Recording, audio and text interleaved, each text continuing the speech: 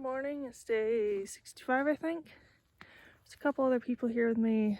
Last night we're, I think, less than 3.5 miles from the bear camping ban.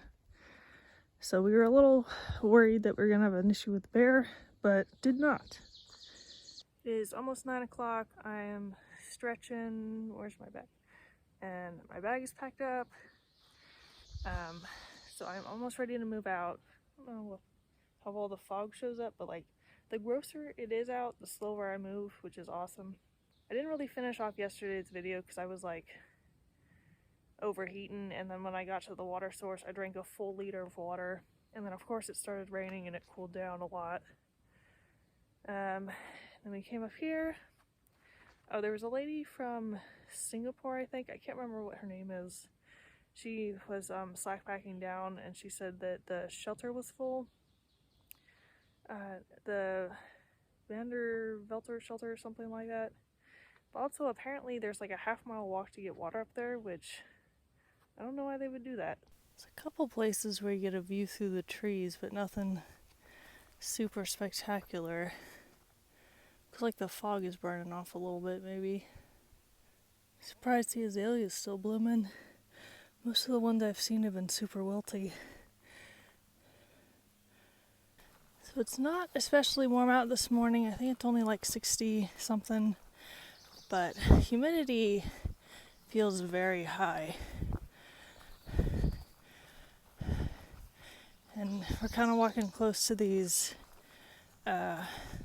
thorn bushes, so I keep getting stabbed, which is always fun. It's like being back at Home Depot with the roses. It is noon. I've gone about 5 miles. Just a little campsite over here. Not sure exactly where I'm going to stop tonight, because there's a shelter in 3 miles and then another shelter in 10.7 miles. And I don't think I can go quite that far. Probably end up somewhere between the two, because Damascus is, I think, less than 30 miles away now. And then hopefully it'll be only like 20 miles away at the end of the day. So it'll take me about 2 days to get there. Maybe a day and a half if the train's really nice and it stays cool out, because it's supposed to be cloudy all day. We've reached the end of the Big Laurel Branch Wilderness. Today's terrain hasn't been too bad, but there's a lot of pointless up and downs going on. And the sun's coming out a little bit. I don't know what that noise I just heard was, but I'm a little scared. I don't know if there's like it was like like a Chewbacca kind of noise. But I don't know if there's any people in that direction. I have a little bit of signal here, so I looked it up, and bears apparently do make a Chewbacca-like noise. And this isn't very far from the area where camping is banned because of the bear activity. So I don't know how bold the bears are in this area.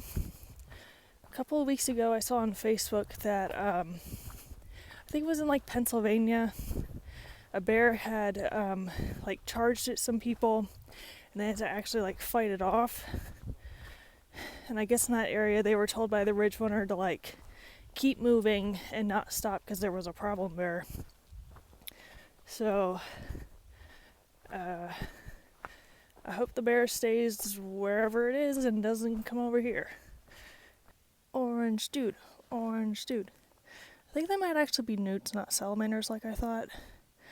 Y'all will probably have already corrected me by the time this one comes out. This is the Iron Mountain Shelter. And this is the camping area around it. All the shelters in the section look the same. The Vanderventer, I hope I'm saying that right, did not look like it had any good camping space around it, maybe for like a couple tents, but I would try to skip that one if I were you.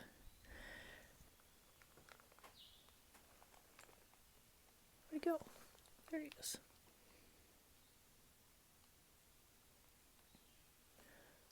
Y'all know that chipmunks are in the squirrel family? Because I did not know that. So last night when we were getting our bear bags put away, the two people were asking me like what I was gonna do. I was gonna sleep with my food. I was gonna throw it up somewhere. I was like, oh, I'm just gonna tie it to a tree. You know, that's how it works. And they were kind of like, you sure about that? Because the way the Ursack works, I don't know if you're gonna be able to see this.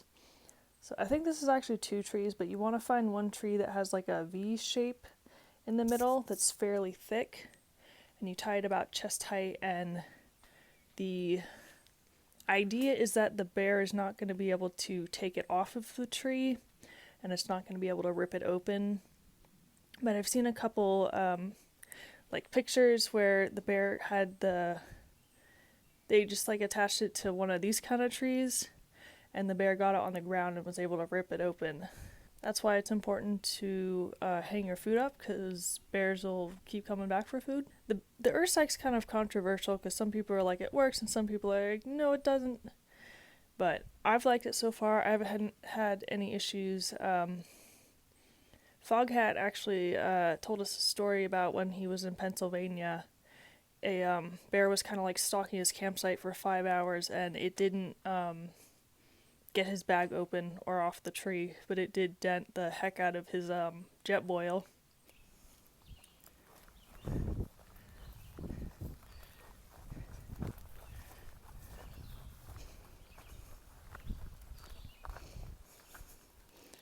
Uncle Nick Grindstaff, born December 26, 1851, died July 22nd, 1923, lived alone, suffered alone, and died alone. These are most of the azaleas I see, the super melty looking ones.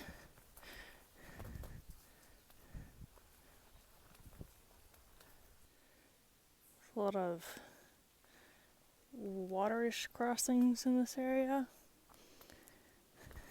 The spot I was hoping to stay at had people in it, so I'm gonna keep going. Hoping I don't have to go too much further, because the road is maybe less than half a mile. There's a snake in my water.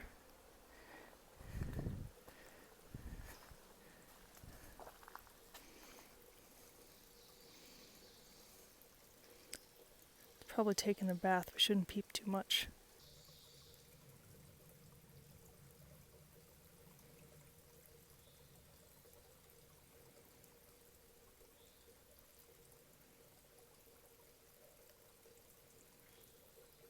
There was a comment on Far Out saying that there was a campsite just south of the second water source, and to look for the fire ring.